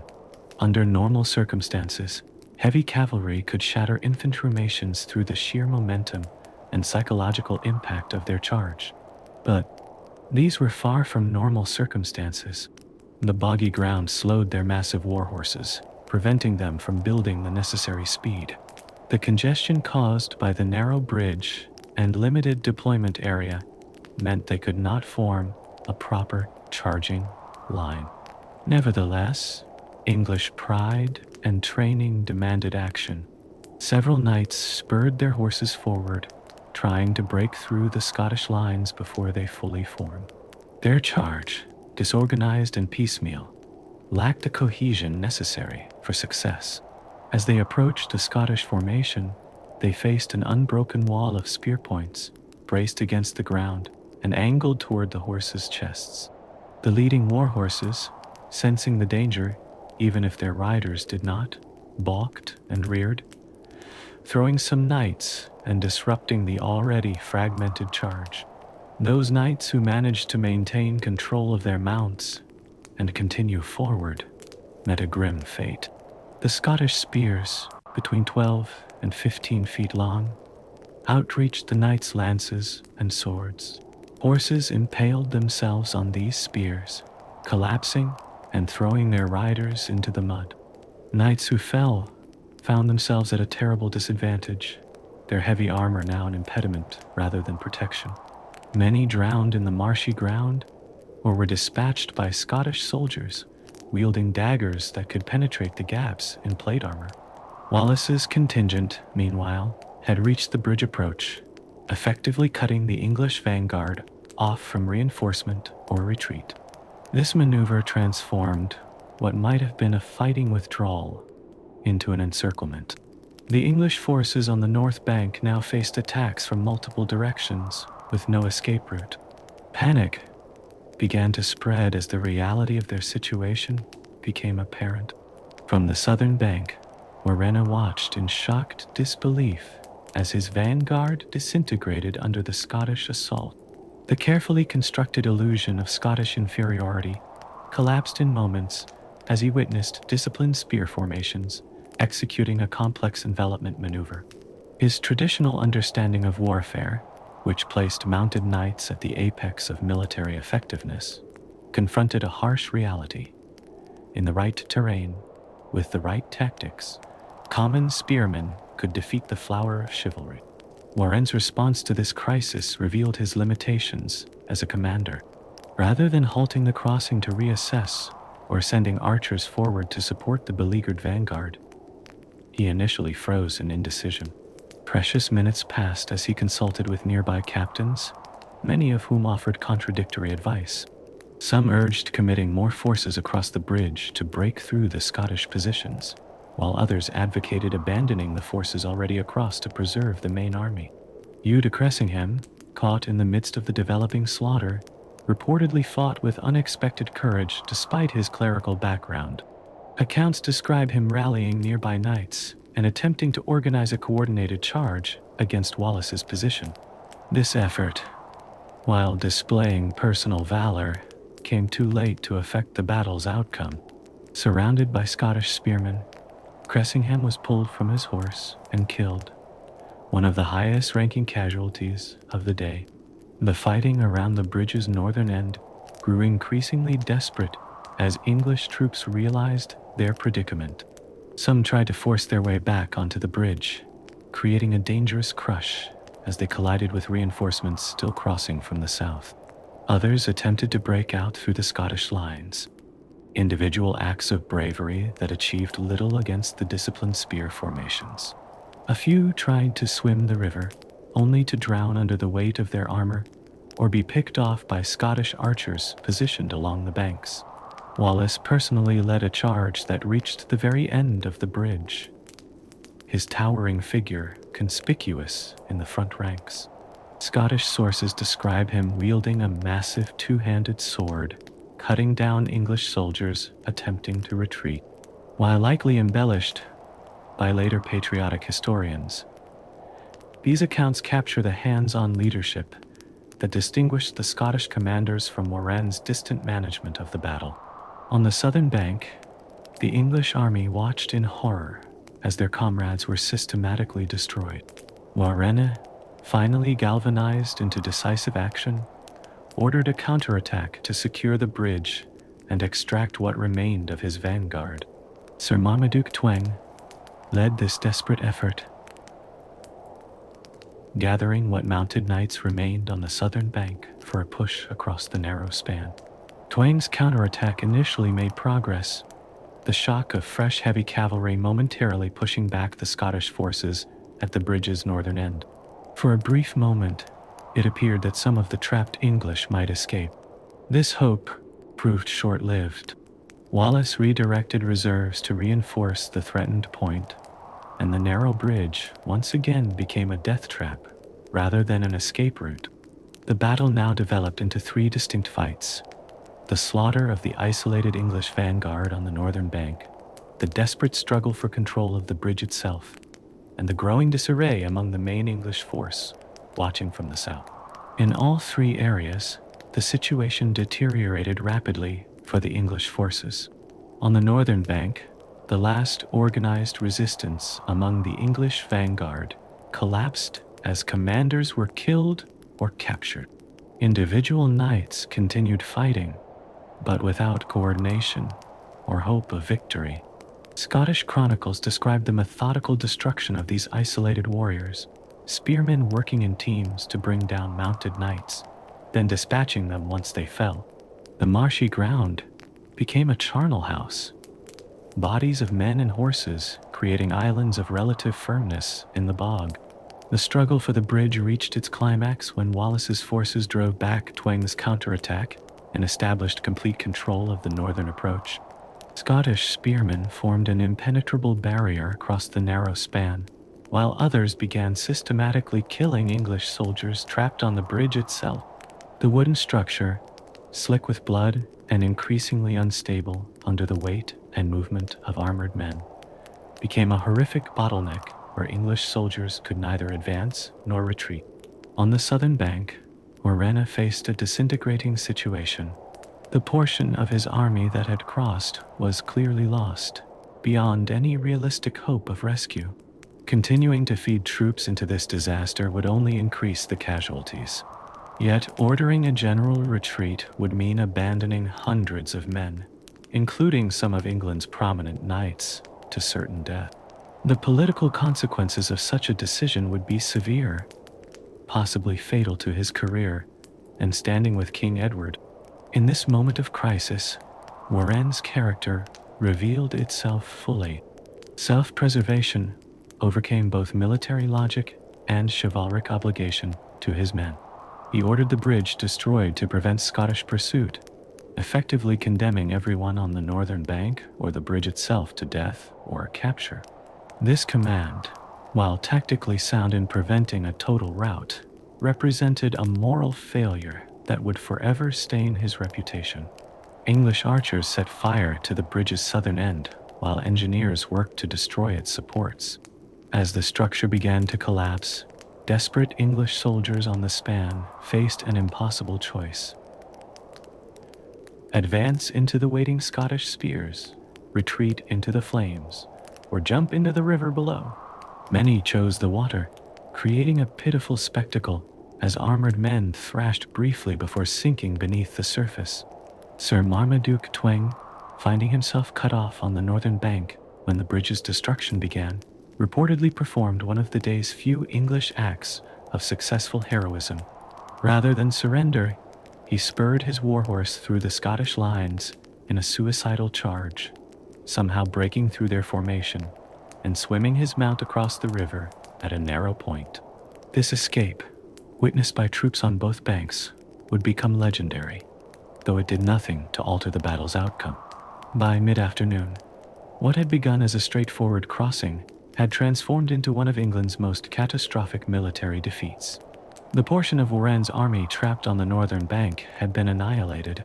The bridge, the key to English control of central Scotland, lay in ruins, and the remaining English forces on the southern bank had lost all cohesion and fighting spirit, their confidence shattered by witnessing the destruction of their comrades.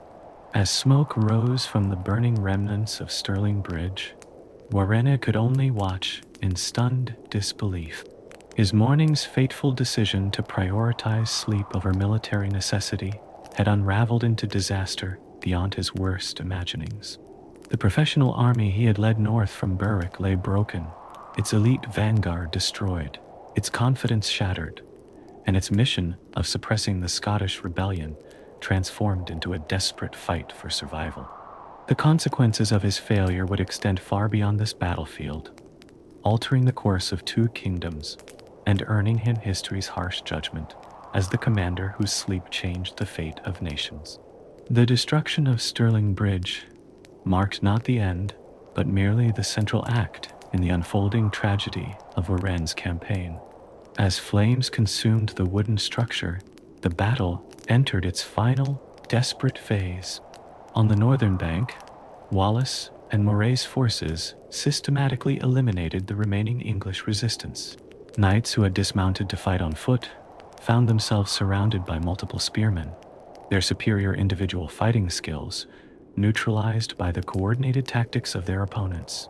The marshy ground, churned into mud by the combat, further handicapped the heavily armored English fighters. Hugh de Cressingham's death became a particularly gruesome symbol of Scottish vengeance. According to chroniclers, after the treasurer fell in combat, Scottish soldiers stripped his corpse and flayed the skin from his body. Wallace allegedly used a strip of this skin to make a sword belt, a grotesque trophy that demonstrated the depth of Scottish hatred for the man who had extracted crushing taxes from their country. While possibly exaggerated by later accounts, this desecration reflected the personal nature of the conflict for the Scottish fighters. They fought not abstract enemies, but specific individuals who had oppressed their communities. By mid-afternoon, organized English resistance on the northern bank had completely collapsed. The surviving knights and men-at-arms, recognizing the hopelessness of their situation, began surrendering in groups. Scottish chronicles record that little quarter was initially given, particularly to the English knights who had enforced Edward's rule with notorious brutality.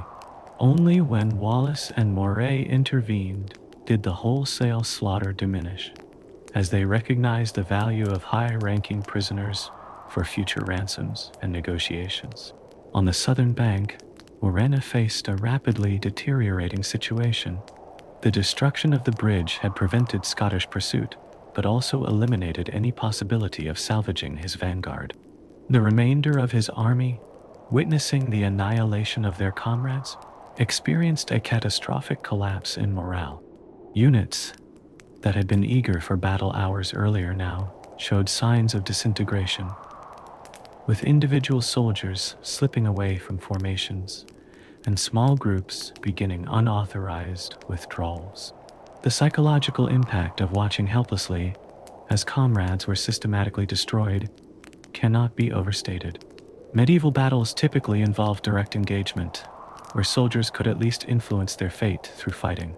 The unique configuration at Stirling Bridge created a scenario where the majority of the English army became unwilling spectators to their comrades' destruction, an experience profoundly damaging to military cohesion and fighting spirit. Warenne's personal reaction to this disaster revealed the fundamental weaknesses in his character. Rather than rallying his remaining forces for an organized defense of the southern bank, he became fixated on his own vulnerability. Reports describe him constantly looking northward, as if expecting Scottish forces to materialize across the river despite the bridge's destruction. This paralyzing anxiety prevented the clear thinking necessary to salvage something from the catastrophe. Sir Richard Lundy, the Scottish knight who had warned about the dangers of the bridge crossing, approached Warenne with a final attempt at constructive action. He reminded the Earl of the ford he had mentioned earlier, where 60 horsemen could cross simultaneously. With this knowledge, Lundy suggested, they could still engage the Scottish forces on more favorable terms, potentially rescuing some of the trapped vanguard, or at least inflicting enough damage to claim a partial victory. Warenne's response demonstrated how completely his nerve had broken. Rather than considering this tactical option, he interpreted Lundy's suggestion as potential treachery. Perhaps the ford was another trap? Could Lundy be in league with Wallace? The Earl's paranoia, fueled by the shocking reversal of his expectations, led him to reject the counsel that might have partially redeemed the situation. Instead, he ordered immediate preparations for a general retreat southward. This decision to retreat without further engagement marked the final abandonment of the English vanguard. Any knights or soldiers still alive on the northern bank now faced certain death or capture. The betrayal implicit in this choice would haunt Warenne's reputation far more than the tactical errors that preceded it. Medieval military culture placed enormous emphasis on loyalty between commanders and their men. By sacrificing his vanguard to save himself, Warenne violated this fundamental code. The retreat began in poor order, more resembling a flight than a disciplined military movement. Warenne assigned minimal rear guards, seemingly more concerned with putting distance between himself and the battlefield than protecting his withdrawing forces. Units that had marched north in precise formation now dissolved into disorganized groups, moving at different paces. The discipline that distinguished professional armies from mobs evaporated in the face of defeat and abandoned leadership. Wallace, observing the English withdrawal from the northern bank, recognized an opportunity to transform retreat into rout. Though the main bridge had been destroyed, local knowledge revealed several crossing points downstream where the river could be forded. He dispatched fast-moving light infantry and whatever mounted men he could muster to these locations, aiming to harass the retreating English from their exposed eastern flank. These Scottish pursuers crossed the river late in the afternoon and fell upon the disordered English columns. Their attacks, while not powerful enough to stop the retreat entirely, caused further panic and disintegration. English units abandoned equipment and supplies to increase their speed, leaving a trail of discarded armor, weapons, and provisions that would sustain the Scottish forces in the coming weeks. Warenne's personal retreat particularly lacked dignity or courage. Surrounded by a protective detail of household knights, he rode hard for the south, stopping neither to organize his withdrawing army nor to ensure the safety of important supply trains. By nightfall, he had covered a remarkable distance, his haste providing a damning contrast to his leisurely approach to the morning's battle. The Earl, who couldn't be roused for urgent military necessity, now found extraordinary energy for personal escape. As darkness fell over the Scottish countryside, the full extent of the English disaster became apparent. The casualties were catastrophic by medieval standards. Of the approximately 3,000 English soldiers who had crossed the bridge, chroniclers suggest fewer than 100 escaped death or capture. The dead included dozens of northern English knights, creating a leadership vacuum that would hamper future campaigns. Hugh de Cressingham's death removed Edward's primary financial administrator in Scotland, further complicating English governance. The material losses matched the human cost. The English abandoned most of their supply train during the hasty retreat, leaving food, weapons, armor, and coin in Scottish hands. These resources, intended to sustain English occupation through the winter, would instead supply the growing rebellion. Particularly valuable were the captured war horses, which provided Wallace with the beginnings of a mounted force to complement his infantry strength. Meanwhile, the English garrison at Stirling Castle watched the disaster unfold with growing dread. Their position, previously secure as part of a network of English-controlled strongpoints, had transformed overnight into an isolated outpost in increasingly hostile territory. With Warenne's army destroyed or retreating, they faced the prospect of siege without realistic hope of relief. After brief deliberation, the garrison commander decided to abandon the castle rather than await inevitable starvation or assault. This abandonment of Stirling Castle without a fight represented a strategic victory potentially more significant than the battle itself. The castle controlled the primary route between northern and southern Scotland, its massive stone walls making it nearly impregnable to medieval siege techniques.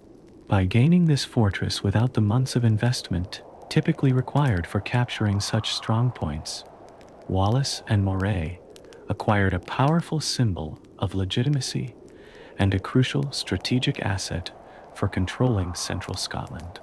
The psychological impact of Stirling Bridge extended far beyond the immediate military consequences. For the English, it shattered the comforting myth of inherent superiority over their northern neighbors. Soldiers who had marched north with absolute confidence in victory now returned south with tales of Scottish discipline, cunning, and ferocity. The dismissive attitude that had characterized English approaches to the Scottish problem became much harder to maintain in the face of such a decisive defeat. For the Scots, conversely, Stirling Bridge transformed a regional rebellion into a national movement with realistic prospects of success. Communities that had hesitated to join Wallace and Moray's cause, fearing inevitable English retribution, now saw evidence that resistance could succeed. Recruits flocked to the Scottish banners, bringing not just numbers, but also increased social diversity, as members of the higher nobility began reconsidering their allegiances. The night after the battle presented a stark contrast between the opposing leaders. Warenne continued his headlong retreat southward, pausing only briefly for rest before pressing on toward the relative safety of Berwick. His physical flight mirrored an internal collapse, as the realization of his failure grew with each mile. The reports he would eventually send to King Edward attempted to distribute blame broadly, citing poor intelligence, treacherous Scottish allies, and bad weather, rather than acknowledging his own crucial errors. Wallace and Moray, meanwhile, walked the battlefield in the fading light, assessing their victory and planning next steps. They faced the immense logistical challenge of dealing with hundreds of dead and wounded from both sides, along with prisoners requiring secure confinement. Despite these immediate concerns, they recognized a strategic opportunity created by their success. With the English army shattered and Stirling Castle abandoned, much of central Scotland lay open for liberation. The different trajectories of the opposing commanders continued in the battle's aftermath. Warenne's retreat didn't stop at Berwick. Fearing Scottish pursuit and lacking confidence in the town's defenses, He continued south into England proper, eventually reaching Yorkshire before feeling secure enough to halt. This excessive withdrawal, abandoning all the territory Edward had conquered at such cost, transformed a tactical defeat into a strategic disaster. Scotland north of the Forth returned to Scottish control without further contest. Wallace and Moray used their victory as a launching point for further operations. Within days, they had dispatched forces to secure other English-held castles and towns across central Scotland. Many surrendered without resistance, their garrisons demoralized by news of Stirling Bridge and unwilling to risk similar fates. This rapid consolidation of control demonstrated the Scottish leaders' understanding that battlefield victory alone wasn't sufficient. It required immediate exploitation to yield lasting results. Among the prisoners taken at Stirling Bridge was William Basenby, treasurer of the Church of Durham. Under interrogation, he revealed the locations of English tax repositories throughout Scotland, information that allowed Wallace to seize substantial funds intended for Edward's war chest. This financial windfall provided resources to sustain the growing Scottish army and demonstrated the rebellion's increasing legitimacy as it assumed governmental functions like treasury operations. The English casualties at Stirling Bridge created ripple effects throughout northern England. Many of the fallen knights had been responsible for maintaining order in border regions, and their deaths left a security vacuum that Scottish raiders quickly exploited. In the months following the battle, cross-border raids increased dramatically, bringing the consequences of Warren's failure directly to English communities that had previously felt secure from the conflict. For Edward I, news of the defeat arrived while he was campaigning in Flanders against the French. His initial reaction combined disbelief and fury, particularly regarding Warren's abandonment of Scotland after a single defeat. The king immediately began planning a new campaign to restore English control, but the logistical challenges of organizing another major expedition ensured that the Scottish rebels would have months to consolidate their gains before facing English retribution. The most profound immediate consequence of Stirling Bridge came in the Scottish political sphere. On March 29, 1298, Wallace and Moray jointly accepted the title Guardians of Scotland, establishing a formal government claiming to act on behalf of the imprisoned King John Balliol. This elevation from rebel leaders to legitimate authorities represented a fundamental shift in the conflict's nature, transforming it from suppression of outlaws to war between sovereign powers.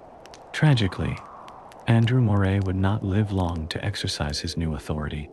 Wounded during the Battle of Stirling Bridge, though accounts differ on the severity and timing of his injury, he died in November 1297. His death deprives the Scottish cause of a brilliant young leader whose strategic mind had been instrumental in engineering their greatest victory. Wallace continued alone as guardian, but the partnership that had proven so effective at Stirling Bridge could never be replicated. Warren's retreat didn't end the immediate consequences of his failure. Upon reaching safety in England, he faced the daunting task of explaining the disaster to royal representatives. His initial reports emphasized the difficulty of the crossing and the unexpectedly organized resistance rather than his own fatal delay and poor tactical decisions.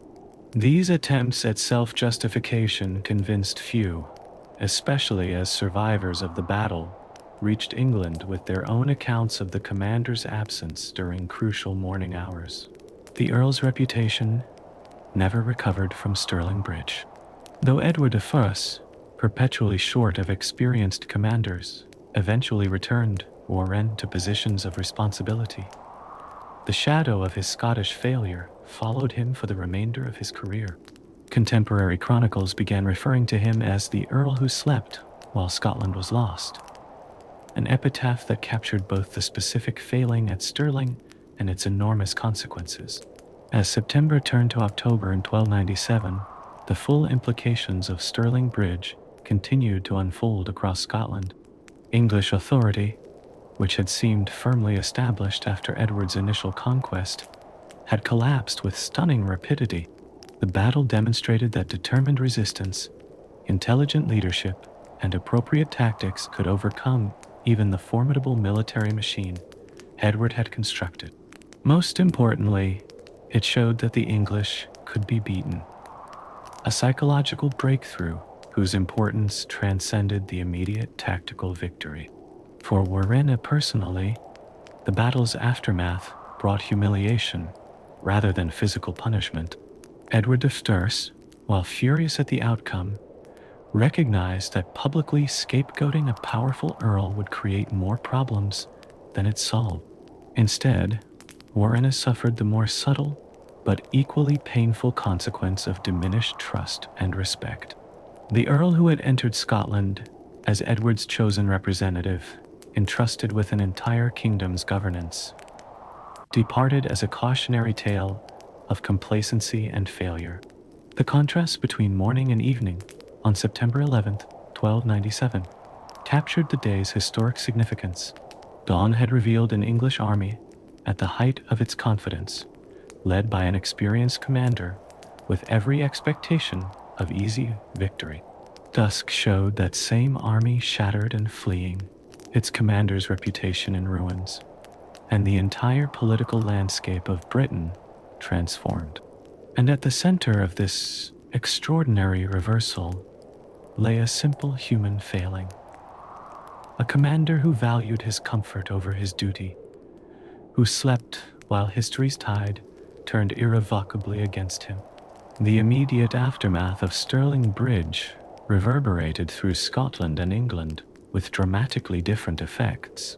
For Scotland, the weeks following September 11th, 1297, brought a sweeping transformation. English garrisons throughout central and northern Scotland, hearing of Warene's catastrophic defeat, abandoned their positions or surrendered without resistance. Towns that had reluctantly accepted English administration now welcomed Wallace and Moray's representatives as liberators. The psychological impact of victory proved as valuable as its military consequences, convincing wavering Scots that resistance was not merely honorable, but potentially successful. By early October, Wallace had secured control of most of Scotland north of the Forth. With Stirling Castle in Scottish hands, the crucial corridor between Highlands and Lowlands returned to native control. This territorial consolidation represented a remarkable reversal of the situation that had existed just months earlier, when Edward I seemed to have successfully annexed Scotland to his domain. The speed of this transformation underscored both the fragility of English control and the effectiveness of Wallace and Moray's leadership. The political ramifications proved equally significant. On October 7th, 1297, less than a month after the battle, Wallace authorized a letter to the merchants of Lubeck and Hamburg, announcing that Scotland had been recovered by war from the power of the English and that Scottish ports were again open for trade. This diplomatic initiative demonstrated Wallace's understanding that military success required economic and political follow-through. By re-establishing international trade relationships, he sought to rebuild Scotland's economic independence alongside its territorial sovereignty. March 1298 brought formal recognition of the new reality, when Wallace and Moray, though Moray had died by this time, his name was still included in documents, were proclaimed guardians of Scotland in the name of King John Balliol. This title established legitimate governmental authority, transforming what the English still characterized as a rebellion into a war between sovereign states. Wallace's rise from minor noble to national leader represented one of medieval history's most remarkable social advancements, a trajectory made possible only by the decisive victory at Stirling Bridge. For England, conversely, the battle's aftermath brought shock, recrimination, and urgent demands for revenge. News of the defeat reached Edward I while he campaigned in Flanders against Philip IV of France. The king's reaction combined disbelief and fury. Edward had committed significant resources to subjugating Scotland, personally leading the campaign that resulted in Balliol's surrender. To see these gains erased by what he considered inferior forces under minor leaders struck at both his strategic plans and his considerable pride. Edward's immediate practical response was constrained by his commitments in Flanders. He could not personally lead a retaliatory expedition until his continental affairs were settled. Instead, he dispatched urgent orders for northern English lords to strengthen border defenses and prepare for a major campaign the following year. The king also began diplomatic efforts to isolate Scotland internationally, pressuring European powers to withhold recognition from Wallace's government. Warren's personal fate reflected the complex realities of medieval politics and Edward's pragmatic approach to leadership. Despite the catastrophic failure at Stirling Bridge, the Earl avoided formal punishment or removal from office. Several factors contributed to this surprising leniency. As one of England's most powerful nobles, Warren commanded resources and loyalty that Edward could not afford to alienate. The king also recognized that publicly scapegoating a high-ranking commander might encourage others to question his leadership. Nevertheless, Warren suffered consequences more subtle, but perhaps equally painful, than formal censure. His reputation among his peers collapsed, with contemporary chronicles recording barely concealed contempt for his performance. Knights who had lost sons, brothers, or comrades at Stirling Bridge blamed his morning delay and subsequent tactical errors for their losses. Though he retained his titles and lands, the respect and trust essential to effective leadership eroded beyond recovery. The Earl's own response to failure revealed much about his character. Rather than acknowledging his crucial errors, Warren's reports to Edward emphasized external factors: the difficult terrain, the unexpectedly organized Scottish resistance, the treacherous advice of Scottish nobles in his company.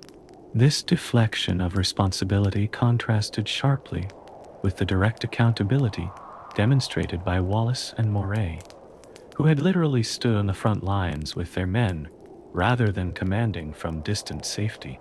Edward's determination to restore English control culminated in a massive invasion force assembled in the summer of 1298.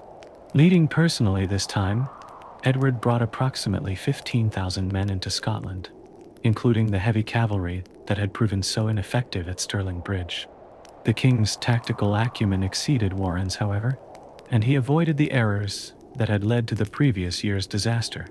At the Battle of Falkirk, on July 22nd, 1298, Edward's forces defeated Wallace's army, demonstrating that Scottish independence would not be secured by a single victory, however dramatic. The decade following Stirling Bridge saw Scotland's fortunes rise and fall repeatedly. Wallace resigned as Guardian after the defeat at Falkirk, recognizing that different leadership was needed for this new phase of the struggle. He continued fighting as a guerrilla leader until his capture in 1305, when Edward subjected him to the gruesome execution reserved for traitors: hanging, drawing, and quartering. This brutal end intended to deter future resistance instead transformed Wallace into a martyr whose memory would inspire generations of Scots.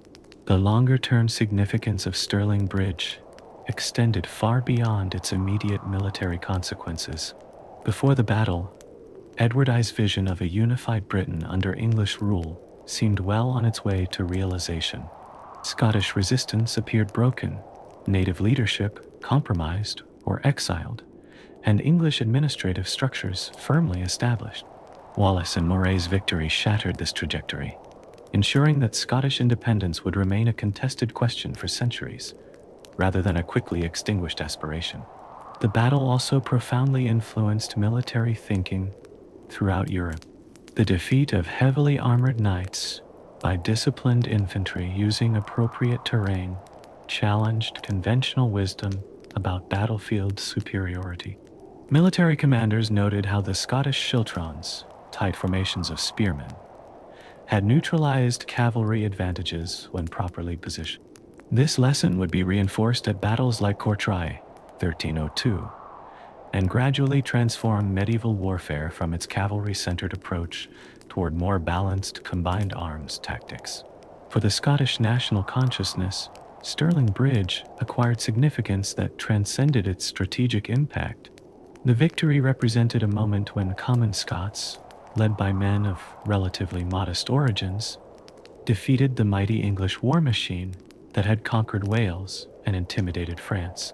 This narrative of successful resistance against overwhelming odds became central to Scottish identity, a reminder that determination and clever strategy could overcome material disadvantages. Historical judgment of Warenne has been unsparing. Chronicles contemporary to the battle already established the narrative of the sleepy commander whose personal comfort took precedence over military necessity. Later historians, with greater access to records and correspondence, found little reason to revise this assessment. The morning delay, while not Warenne's only error, exemplified the complacency and poor judgment that characterized his entire campaign. In military academies today, Stirling Bridge remains a case study in how leadership failures can undermine overwhelming advantages. Modern historical analysis has sought to understand, rather than merely condemn Warenne's failures. His age, approximately 66 years old in 1297, well beyond the typical life expectancy of the era, likely contributed to his physical limitations and rigid thinking. The Earl represented an older generation of military leadership, trained in set-piece battles between professional forces, ill-equipped to adapt to the guerrilla tactics and unconventional approaches that Wallace and Moray employed. Context explains, though it cannot excuse, the fatal complacency that led to disaster. The contrast between Warenne and his Scottish counterparts illuminates broader differences in leadership approach. Wallace and Moray led from the front, sharing the dangers and hardships of their men. They adapted to circumstances, developed innovative tactics suited to their resources, and maintained close connection with the fighters who followed them. Warenne, conversely, commanded from distant comfort, relied on conventional tactics regardless of circumstances, and remained psychologically separated from the common soldiers under his authority. The battle's outcome reflected these leadership differences as much as any numerical or equipment advantages. Stirling Bridge also demonstrates the danger of underestimating opponents based on cultural or social prejudice. English contempt for Scottish fighting capabilities stemmed not from objective assessment, but from ingrained biases about cultural superiority.